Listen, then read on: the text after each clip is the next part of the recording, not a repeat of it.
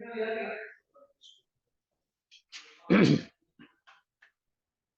जिनेन्द्र।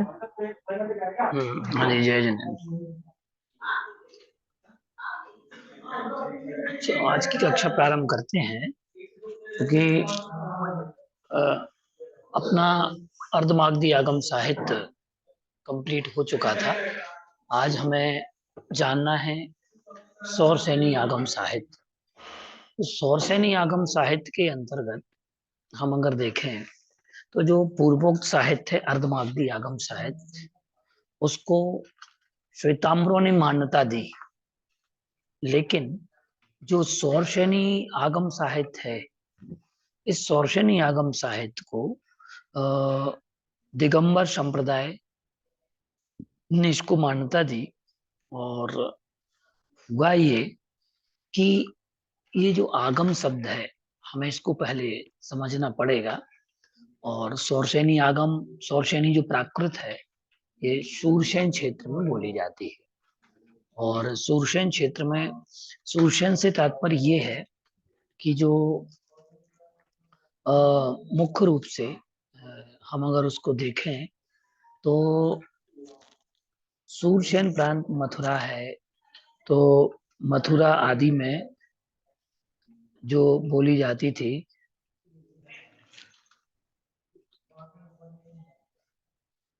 एक शूरसेन नाम का एक महाजनपद था।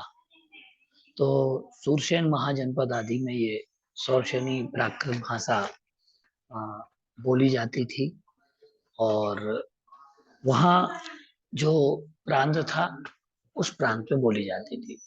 और आगम शब्द की व्युत्पत्ति पर अगर हम जाएं तो यह आगम, जिनागम, इसको समझें तो गम, गम धातु और घिया प्रत्यय से हुई, जिसका शब्दार्थ है आना, पहुंचना होता है। जैन दर्शन में भगवान महावीर की दिव्य ध्वनि के माध्यम से जो ज्ञान आया, उसे उस सम्यक ज्ञान को आगम कहते हैं। और उस आगम के आधार पर सर्वप्रथम गणधर देव दिव्य ज्ञान से अंतर मुहूर्त में द्वादशांग की रचना करते हैं, वह भी आगम कहलाता है। फिर गणधर देव उपदेश देते हैं, जिसे समर्थ ज्ञानवान आचार्य ग्रहण करते हैं, वे उपदेश देते हैं। इस परंपरा से आगम आगे आगे पहुंचाया जाता है। शास्त्रों में आगम शब्द की विवेचना की गई है कि आप वचनादि निबंधन अर्थ ज्ञान आगम, आप वचनादि निबंधन अर्थ ज्ञान आगम, अर्थात आपके वचनादि से होने वाले पदार्थ के ज्ञान को आगम कहते हैं। जो आपके वचन है उसको आगम कहते हैं। अब शास्त्र, श्रुत, आगम, सिद्धांत और प्रवचन, ये शब्द एकार्थवाची है। इसके अतिरिक्त हम देखते हैं कि आप आज्ञा, शासन, ज्ञान, सिद्धांत, प्रवचन और श्रुति, ये सब आगम के अर्थ में ही प्रयुक्त होते हैं। ये जो शब्द हैं, ये सब आगम के अर्थ में ही प्रयुक्त होते हैं। अब हम देखें कि एक न्याय दीपिकाकार हुए हैं जो 13वीं शताब्दी की, उन्होंने भी परिभाषा दी है। कहा है उन्होंने कि आप तो वाक्य निबंधन अर्थ ज्ञान आगम, वहां ऊपर जो आया था वहां आया था वचन, यहाँ कर दिया वाक्य। तो आपके वाक्य के अनुरूप आगम के ज्ञान को आगम कहते हैं। तीर्थंकर भगवान महावीर स्वामी मूल करता है, इंद्रभूति गणधर उपतंत्र करता है, एवं शेष आचार्य अनुतंत्र करता है। इसी आगम परंपरा में श्रुत के संरक्षण एवं संवर्धन के लिए आचार्य पुष्पदंत एवं भूतबली ने षटखंडागम ग्रंथ के लिखा। और ये सौरसेनी जितना भी ये साहित्य है, जो कि आचार्य पुष्पदंत, भूतबली अथवा कहना चाहिए बट्टकेर स्वामी आचार्य, कुंद कुंद और कसाय प्रावृत है, ये सब, धवला टीका है, आचार्य कुंद कुंद का साहित्य है, श्रुत अवतार की जो कथा है वो है, यति वृषभ आचार्य हैं, ये इन सब का साहित्य, आचार्य शिवार्य है, भगवती आराधना वाले, स्वामी कार्तिकेयानुपेक्षा है, स्वामी कार्तिकेय स्वामी है, आचार्य नैमी चंद्र जी हैं, उनका साहित्य है। ये सब जो आगम साहित्य है, ये सभी आगम साहित्य सौर श्रेणी के अंतर्गत आता है। तो अब हम यहाँ आज चर्चा करें कि आचार्य गुणधर्म कृत 180 गाथात्मक कसाय पाहुड़ एवं सटखंडागम दोनों ग्रंथ श्रुति प्रतिष्ठापक ग्रंथ है, अर्थात श्रुति की स्थापना करने वाले सशक्त माध्यम है, सशक्त ग्रंथ है। तो सटखंडागम का प्रारंभिक भाग आचार्य पुष्पदंत द्वारा वनवास में तथा शेष भाग आचार्य भूतबली द्वारा त्रिवेण देश में लिखा गया, जिसको उन्होंने अग्रायणी पूर्व नामक द्वितीय पूर्व के चयनलब्धि नामक पांचवी वस्तु के कर्म प्रकृति प्राभृत नामक चौथे अधिकार से निकाले हुए जिनागम को 6 खंडों में विभाजित करके सठ खंडागम यह सार्थक नाम दे करके सिद्धांत सूत्रों को लिपिबद्ध किया। अब इस सठ खंडागम ग्रंथ में कितने खंड हैं, कौन कौन से नाम के खंड हैं, यह बात मुख्य है, क्योंकि जिसमें 6 खंड हैं कहीं ऐसा तो नहीं है आप लोग 5 मलिच खंड और एक आर्य खंड, इसको जोड़ करके 6 खंड तो नहीं बनाएंगे कि जो मलिच खंड हैं तो उनको जो वो वाले खंड होंगे कि दूसरे खंड होंगे, बताइए। दूसरे खंड होंगे सर। दूसरे खंड होंगे। जीव स्वामित्व। चलिए अब हम इसको देखते हैं कि इसमें कौन कौन से खंड है। पहला खंड आया जीवठान, जिसको जीवस्थान खंड कहा जाता है। खुद्दा बंद, जिसको संस्कृत में क्षुद्रक बंद कहा जाता है। बंद स्वामित्व विचय, इसको संस्कृत में बंद स्वामित्व विचय कहा जाता है। वेयणा, वेयणा खंड कहा जाता है। बगड़ा, वर्गणा खंड कहा जाता है। महाबंध, तो ये जो है ये सभी 6 जो खंड हैं इनको हमें क्रम से जानना है। तो इस जीवस्थान खंड जो है ये प्रथम खंड की हम बात कर रहे हैं, सठ खंडागम के अंतर्गत प्रथम खंड।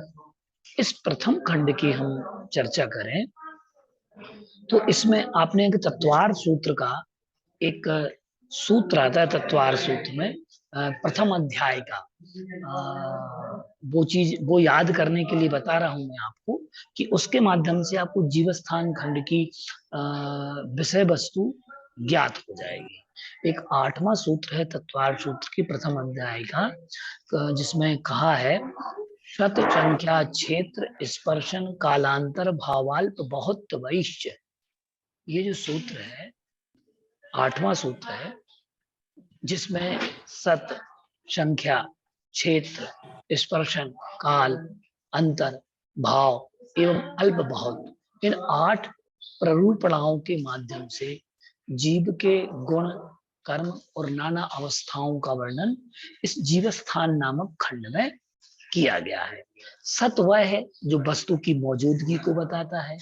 संख्या वह है जो वस्तु के भेदों की गिनती बताता है। क्षेत्र वह है जो वस्तु के वर्तमान निवास स्थान को बताता है, वर्तमान की अवस्था को बताता है। स्पर्शन वह है जो तीनों कालों में संबंधी निवास स्थान को बताता है, वह क्या है स्पर्शन। काल, वस्तु के ठहरने की मर्यादा को काल कहा गया है।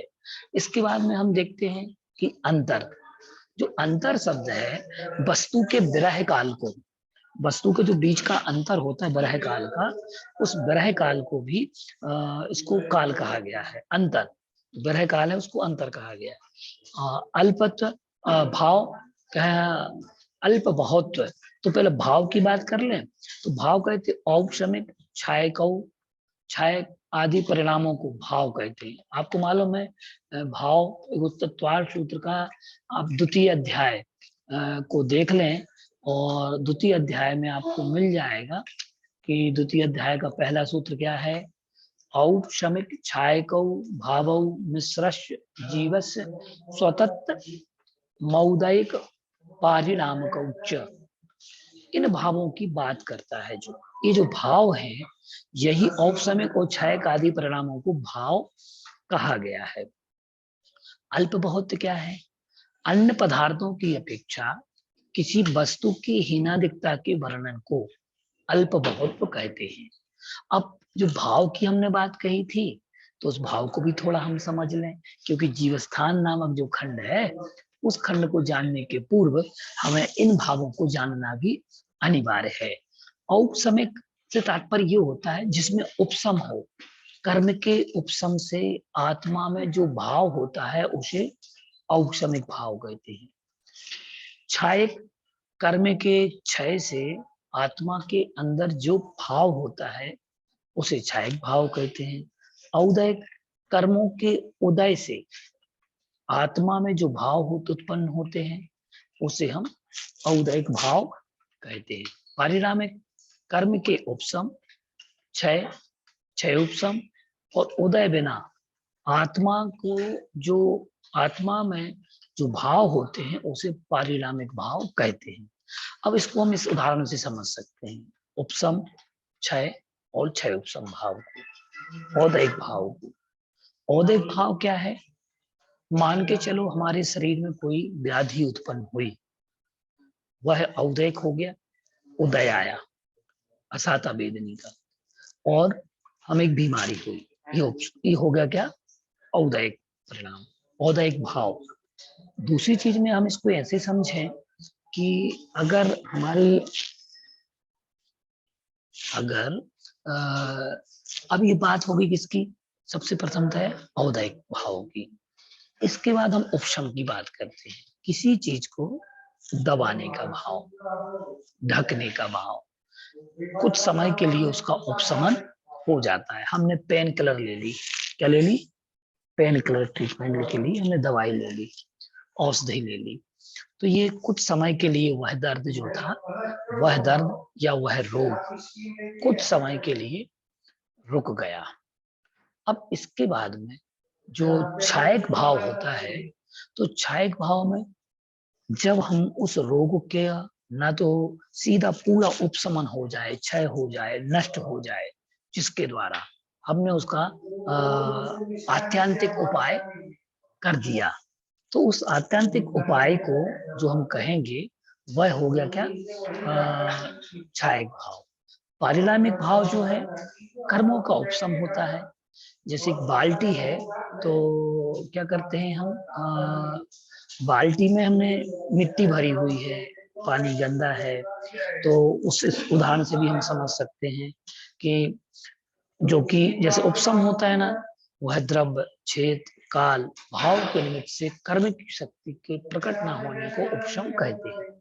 जैसे जल में, जल के मैल का क्या करते हैं, फिटकरी डाल देते हैं तो कुछ समय के लिए वह नीचे जम जाता है, लेकिन कर्म उदय में आता है, उदय भाव आते हैं, उदय उदय आता है तो वह पुनः अपने रूप में प्रकट हो जाते, उस सत्ता में पड़ा रहता। तो इस प्रकार से हमने ये जाना। अब हम बात करें कि इसके अंदर देखें तो 8 रूपनाएं हैं, तो और इसके अनंतर इसमें 9 चोलिकाएं हैं। तो इन 9 चोलिकाएं जिसमें प्रकृति समुत कीर्तन, स्थान समुत कीर्तन, प्रथम दंडक, द्वितीय महादंडक, तृतीय महादंडक, उत्कृष्ट स्थिति, जघन्य स्थिति, सम्यक्तोत्पत्ति और गति अगति, इन 8 अनुयोग द्वार एवं 9 चोलिका कुल मिलाकर 2375 सूत्र हैं। तो इसमें कुल मिलाकर के 2375 सूत्र हो जाते हैं। अब इसको हम ऐसे समझें कि अगर हम इसको देखें तो सत्प्रणुपना के प्रथम सूत्र में, जो कि ऊपर आई, सत्प्रणुपना के प्रथम सूत्र में पंच नमस्कार मंत्र का पाठ है। इसके उपरांत सत्प्रणुपना का विषय निरूपण ओघ आदेश क्रम में किया गया है, और ओघ में मिथ्यात्व, शासादन आदि 14 गुण स्थानों का, और आदेश में गति का, इंद्रिय, काय आदि 14 मार्गणाओं का विशिष्ट विवेचन उपलब्ध होता है। सत्प्रणुपना में 177 सूत्र हैं। इनमें 40वें सूत्र से 45वें सूत्र तक 6 काय के जीवों का विस्तार पूर्वक वर्णन है। वो जीवों के बादर और सूक्ष्म भेदों के पर्याप्त और अपर्याप्त भेद किए गए हैं। वनस्पति काय के साधारण और प्रत्येक, ये 2 भेद किए गए हैं। वनस्पति कितने प्रकार की गई है? साधारण वनस्पति और प्रत्येक वनस्पति। आप लोगों ने एक सूत्र पढ़ा होगा, मैं इसलिए आपके लिए विषय सामग्री देता जा रहा हूं कि ये आपके काम में पड़ेगी, इसलिए मैं आपको विषय स्पष्ट करते चला जा रहा हूं कि वनस्पत्यंता नामिकम, आपने सूत्र पढ़ा है चतुर्थ सूत्र में, क्योंकि आखिर वहीं से तो आए हैं ये सब। तो और उनका जो संक्षेप में अगर आपको ये चीज याद है, जो आप डेली बेस पे पढ़ते रहते हैं, तो वह आपको बड़ा ही काम का है। इसलिए मैं आपको बता रहा हूँ। जैसे कि अगर आप जाने तो इसमें पृथ्वी, तेजो, वायु, वनस्पति है, स्थावरा, तो ये 5 प्रकार के जो स्थावर हैं, उनमें से इसमें वनस्पति की बात की गई है। किसकी बात की गई है? वनस्पति की। तो वनस्पति के जो भेद किए गए हैं वो क्या किए गए हैं? साधारण और प्रत्येक वनस्पति, ठीक है ना, ये 2 भेद किए गए हैं। और इनको सूक्ष्म बादर, भेदों के बादर और सूक्ष्म, इन दोनों भेदों के पर्याप्त और अपर्याप्त, ये 2 भेद किए गए हैं। स्थावर और बादर काय से रहित जीवों का अकाय कहा गया है। जीवस्थान की दूसरी परिरूपणा के अंतर्गत, इसको हम पहले ही समझ रहे हैं जीवस्थान खंड को, क्योंकि एक एक दिन एक एक खंड हम समझ पाएंगे, ठीक है ना, क्योंकि सतखंडागम छोटा तो है नहीं और थोड़ा तो है नहीं, बड़ा विशाल है, बृहद है। तो इसको हम एक एक क्रम से एक एक खंड को जानेंगे। तो इसमें क्या बताया गया है कि इसमें 192 सूत्र हैं, जिसमें गुणस्थान, मार्गणा क्रम से जीवों की संख्या का निर्देश किया गया है। प्ररूपणा के इस संख्या निर्देश को प्रस्तुत करने वाले सूत्रों में सत सहस्र कोटि, कोड़ा कोड़ी, संख्यात, असंख्यात, अनंत, अनंतानंत संख्याओं का कथन मिलता है। जो अगर मैं यूं कहें कि मैथमेटिक्स की अगर सामग्री आपको चाहिए संख्याओं तक की, तो आपको यहाँ से प्राप्त हो सकती है। और इसके अतिरिक्त इसमें सूत्र संख्या 177 पहले क्या बोली थी? कौन सा? पहले खंड, 177 पहले पहले सत खंड। सत प्ररूपणा में 177 हाँ, है पहली प्ररूपणा में। दूसरी प्ररूपणा अच्छा, क्या है? दूसरी सत संख्या। तो संख्या सत नामक, संख्या। हाँ, तो संख्या नामक की प्ररूपणा में 192 सूत्र हैं। कितने हैं? 192। तो ओके। ये 192 सूत्र हैं। तो इन 192 सूत्रों में जो संख्या का क्रम आया है, सत, सहस्र, कोटि, कोड़ा कोड़ी, संख्यात, असंख्यात, अनंत, अनंतानंत, इन संख्याओं की इनकी गणना की गई है। हम अगर देखें तो इसके अतिरिक्त इसमें सातिरेक, हीन, गुण, अवहार, भाग, वर्ग, वर्गमूल, घन, अन्योन्याभ्यास आदि गणित की मौलिक प्रक्रियाओं का निर्देश भी इसमें मिलता है। गणितीय सूत्रों को भी इसमें निबद्ध करके रखा गया है। अब इसके बाद हम देखते हैं कि काल गणना के प्रसंग में कि काल कितना होता है, कितने कितने काल होते हैं, उसके भेद प्रभेद भी इसमें किए गए हैं। कैसे किए गए हैं तो हम देखते हैं कि कैसे किए गए। तो इसमें आवली, अंतर्मुहूर्त, अवसर्पणी, उत्सर्पणी, पल्योपम आदि एवं क्षेत्र की अपेक्षा, उपेक्षा, अंगुल, योजन, श्रेणी, जगत प्रतर एवं लोक का उल्लेख किया गया है। अब बात आती है, तो संख्या की बात हो गई, अब बात आती है क्षेत्र। जो क्षेत्र प्ररूपणा है, इसके अंतर्गत क्या वर्णन मिल रहा है? तो इसमें 92 सूत्र हैं। पहले में 177, दूसरे में 192, तीसरी प्ररूपणा है क्षेत्र प्ररूपणा, जिसमें है 92। इसमें क्या है? गुणस्थान और मार्गणा के क्रम से जीवों के क्षेत्र का कथन किया गया है। उदाहरण के स्वरूप अगर हम कुछ समझे, तो उदाहरणार्थ कुछ सूत्र उद्धृत कर सिद्ध किया है कि सूत्रकर्ता की शैली यहाँ प्रश्नोत्तर हो जाती है और रूप में भी कितनी स्वच्छ है। विषय को प्रस्तुत करने का क्रम मनोहर है। इसमें कहा गया है कि मिथ्या दृष्टि जीव कितने क्षेत्र में पाए जाते हैं? सर्वलोक में। प्रकार साधा शासन सम्य दृष्टि, सासादन सम्य दृष्टि से लेकर अयोग केवली गुणस्थान पर्यंत के जो जीव हैं वो कितने क्षेत्र में? तो लोक के असंख्यात भाग में, इत्यादि बहुत सारे इसमें प्रश्न उठाए हैं। तो ये क्षेत्र प्ररूपणा है। इस क्षेत्र प्ररूपणा में ये वर्णन मिलता है। अगली प्ररूपणा आती है, कौन सी प्ररूपणा आएगी? अब सत हो गया, संख्या हो गया,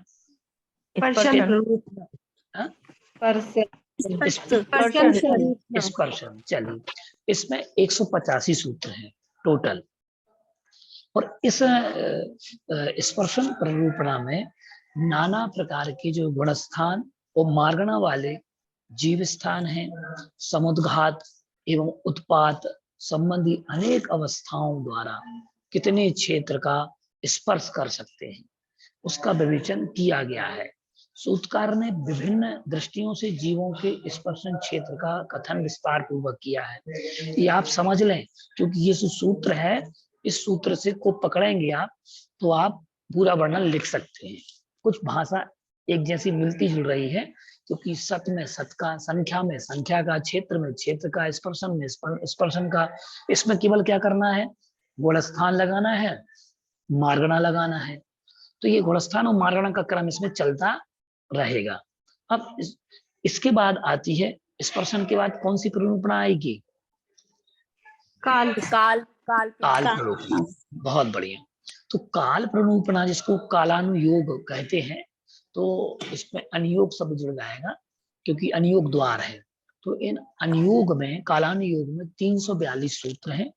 और इस प्ररूपणा में भी एक जीव और नाना जीवों के एक गुणस्थान और मार्गणा में रहने की जघन्य उत्कृष्ट मर्यादाओं की काल अवधि का निर्देश किया गया कि कितने काल तक रह सकता है। तो मिथ्या दृष्टि, मिथ्यात्व गुणस्थान में कितने काल पर्यंत रहते हैं? उत्तर देते हुए बताया गया है कि नाना जीवों की अपेक्षा से सर्वकाल, पर एक जीव की अपेक्षा से अनादि अनंत, अनादि शांत और सादि शांत है। तात्पर्य यह है कि अभव्य जीव जो है वह अनादि अनंत तथा भव्य जीव सादि शांत है। जो जीव एक बार सम्यक ग्रहण कर ले कर पुनः मिथ्यात्व गुणस्थान में पहुंचता है, तो उस जीव का वह मिथ्यात्व सादि शांत होता है, अनादि शांत नहीं होता। अब काल के बाद क्या आएगा वर्णन? कौन सी प्ररूपणा? अंतर प्ररूपणा। इसमें इस प्ररूपणा में 397 सूत्र हैं, 397। और इस प्ररूपणा में बताया गया है कि विविक्षित गुण गुणांतर रूप से संक्रमित हो जाता है और पुनः उसकी प्राप्ति होती है। तो मध्यकाल को, जो बीच का मध्यकाल है, उस मध्यकाल को क्या कहते हैं? अंतर। तो यह अंतर काल सामान्य और विशेष की अपेक्षा दो प्रकार का होता है। सूत्रकार क्या कहते हैं कि एक जीव और नाना जीवों की अपेक्षा, एक जीव और नाना जीवों की अपेक्षा एक ही गुणस्थान और मार्गणा में रहने की जघन्य और उत्कृष्ट काल अवधि का निर्देश करते हुए अंतर काल का इसमें निरूपण किया गया है। तो मिथ्या दृष्टि जीव का अंतरकाल कितना है? इस प्रश्न का उत्तर देते हुए बताया है कि नाना जीवों की अपेक्षा इनमें कोई अंतर नहीं है। ऐसा कोई काल नहीं जब संसार में मिथ्या दृष्टि जीव ना पाए जाएं। पर एक जीव की अपेक्षा मिथ्यात्व का जगन अंतर मुहूर्त और उत्कृष्ट अंतरकाल 132 सागरोपम काल है। तात्पर्य यह है कि मिथ्या दृष्टि जो है जीव परिणामों की विशुद्धि से सम्यक को प्राप्त होकर कम से कम अंतर मुहूर्त काल में संकृष्ट परिणामों के द्वारा पुनः मिथ्या दृष्टि हो सकता है, अथवा अनेक मनुष्य और देव गतियों में सम्यक सहित भ्रमण कर अधिक से अधिक 132 सागरूपम को पूर्ण कर पुनः मिथ्यात्व को प्राप्त हो सकता है। तो इस प्रकार से इसमें इनके अंतर की बात की गई है कि अंतर कौन कौन सा अंतर है, अंतराल कौन कौन से हैं। तो और इसमें मार्गणाओं में उपसम सम्यक सूक्ष्म सांप्राय आहार कायोग आहारक मिश्र कायोग वैक्रियक मिश्र कायोग लब्ध पर्याप्तक कायोग और शासादन सम्यक मिथ्यात्व ऐसी अवस्थाओं का वर्णन इसमें किया गया है। अब बात आती है भावों की। तो जो भावान योग है हम इसको समझ लें कि भावान योग है वो भावान योग को हमें जानना है कि भावान योग में क्या रहेगा। तो इसमें बताते हैं कि जो भावान योग है उस भावान योग में हम अगर देखें तो इसमें गुणस्थान और मार्गणा क्रम से जीवों के औदयिक औषमिक छायिक छायोपशमिक और पारिणामिक भावों को के भेदों को प्रभेदों की स्थितियों का विवेचन किया गया है। तो आपको यहाँ कौन सा सूत्र लगा लेना है, द्वितीय अध्याय का औपशमिक छायकौ भावौ मिश्रश्च जीवस्य स्वतंत्र मौदयिक पारिणामकौ च, ये सूत्र आपको लगा लेना है। तो इससे क्या हो जाएगा, आपकी ये भावों की स्थिति सुधर जाएगी और आपको पता चल जाएगा कि भावानुगम के अंतर्गत किन किन भावों का वर्णन किया गया है। अब इसमें भी अलग अलग भेद कर दिए गए। कैसे भेद किए कि द्वि नवाष्टा दशैक विंशति त्रिभेदा यथाक्रमम, इस सूत्र को भी लगा लेना पड़ेगा आपको। फिर जो द्वितीय अध्याय के जो सूत्र हैं, इन सूत्रों को, जो तत्वार सूत्र के द्वितीय अध्याय के सूत्र हैं, तो इन सूत्रों को अपन को कहां तक लगा लेना है, 7वें सूत्र तक, 8वें सूत्र तक। तो इससे आपका ये भावानुगम पूरा हो जाएगा। जैसे कि कहा कि उनमें से 2, 9, अष्टदश, 21 और 3 भेद 1 त्रिभेदा। तो औपसमिक भाव 2 भेद वाला है, औपसमिक सम्यक्त और औपसमिक चारित्र। छायक भाव के 9 भेद हैं, ज्ञान दर्शन दान लाभ भोगो भोग वीर्याणि च, ये सूत्र लगा लें। तो केवल ज्ञान है, केवल दर्शन है, और इसके बाद हम देखते हैं छायक दान है, छायक लाभ है, छायक भोग, छायक उपभोग, छायक वीर्य। इसके बाद छायोपशमिक भाव में देखें तो ज्ञान अज्ञान दर्शन लब्ध्य चतुस्त्री त्रिपंच भेदा सम्यक्त चारित्र संयमा संयमाश्च, ये सूत्र यहाँ पर लगाइए, ध्यान में रखिएगा आप। तो इससे आपको भावानुगम का ज्ञान हो जाएगा कि जिसमें 4 प्रकार के ज्ञान, 3 प्रकार के अज्ञान हो जाते हैं, फिर 3 प्रकार के दर्शन हो जाते हैं, 5 प्रकार की लब्धियां हो जाती हैं, और चरित्र हो जाता है, संयम असंयम हो जाता है। कुल मिलाकर के 18 भेद वाला हो जाता है। औदैहिक भाव जो है, जो कि गति कसाय लिंग मिथ्या दर्शना ज्ञान संयता संयता सिद्ध लिश्याश चतुस्त्रैकैक षट भेदा, ये जो सूत्र है, इस सूत्र से आपको पता चल जाएगा कि गतियां 4 हैं, कसाय 4 हैं, लिंग 3 है, स्त्री वेद पुरुष वेद नपुंसक वेद। इसके साथ साथ में हम देखते हैं कि लेस्याएं कितनी हैं, संयम कितना है, ये भेद ये सब आपको पता चल जाएंगे। लेस्याएं 6 हैं, कृष्णनील कापोत पीत पद्म और शुक्ल। तो ये जो वर्णन है, पारिणामिक भाव क्या है, जीव भव्या भव्यत्व, जीव भव्या भव्यत्वानि च, जीवत्व भव्यत अभव्यत, ये 3 परिणामिक भाव हैं। फिर जीव का लक्षण उपयोगो लक्षणम साधुई विधोष्ट चतुर्भेदा। तो यहाँ से जीव का क्रम प्रारंभ हो जाएगा। ये भावानुगम की बात की गई है। अब इसके बाद में अल्प बहुत प्ररूपणा के अंतर्गत जो वर्णन आता है, उस वर्णन को हमें समझना है कि अल्प बहुत प्ररूपणा के अंतर्गत क्या वर्णन आएगा। तो इसमें बताइए क्या हो सकता है, गुणस्थान और मार्गणा के स्थानवर्ती जीवों का हीनाधिकत्व का प्ररूपण होता है। अपूर्वकरण, अनिमित्तीकरण, सूक्ष्म सांप्राय गुणस्थान जो हैं, उन गुणस्थानों के बारे में इसमें बतलाया गया है कि इसमें क्या क्या उपसम सम्यक की जीव अन्य सब स्थानों की अपेक्षा प्रमाण में अल्प और परस्पर तुल्य होते हैं। तो ये वर्णन इसमें किया गया। इनके अपूर्वकरण आदि 3 गुण स्थान भर्ती छायक समय दृष्टि जीव संख्यात गुणित होते हैं। अब क्षीर कसाय जीवों की हम अगर बात करें तो इनकी संख्या क्या है? संयोग केवली संयम की अपेक्षा से प्रविष्यमान जीवों में संख्यात गुणित होते, तो उपर्युक्त 8 प्ररूपणाओं के अतिरिक्त अब जीवठान नामक स्थान में 9 चूलिकाएं भी हैं। तो प्रकृति समुत कीर्तन चूलिका, जिसमें 46 सूत्र हैं, इसमें क्षेत्र काल अंतर प्ररूपणाओं में जो जीव क्षेत्र काल संबंधी अनेक परिवर्तन बतलाए गए हैं, वे विशेष कर्मबंध के द्वारा उत्पन्न हो सकते हैं। फिर इन्हीं कर्मबंधों का व्यवस्थित निर्देश इसमें किया गया है। दूसरी जो स्थान समुद्र कीर्तन है, चूलिका में 117 सूत्र हैं। फिर इसके बाद में इसमें मूल कर्म की उत्तर प्रकृतियों के बारे में एक साथ बांधी जा सकती हैं, उनका बंध किस किस गुण स्थान में होता है, यह बात इसमें कही गई है। और उसके साथ साथ हम देखते हैं कि इसमें प्रथम सम्यक को स्थान करने वाले 73 प्रकृतियों के कर्मबंध की बात की गई है। इसके अलावा हम देखें इसमें दंडक भी हैं, तो इसका दंडक लगाए गए हैं, प्रथम दंडक, द्वितीय दंडक, तृतीय दंडक, और ये इसमें 2 सूत्र हैं। फिर कहा गया कि इसमें उत्कृष्ट स्थिति की बात की गई, चूलिका की बात की गई। तो इन समुद्र कीर्तन में हम अगर देखें तो इस चूलिका सूत्र है, तो इनमें छठी उत्कृष्ट नामक चूलिका में 44 सूत्र हैं। और इसके बाद में 7वीं में जघन्य स्थिति नाम की चूलिका में 43 सूत्र हैं। और 8वीं में 16 सूत्र हैं।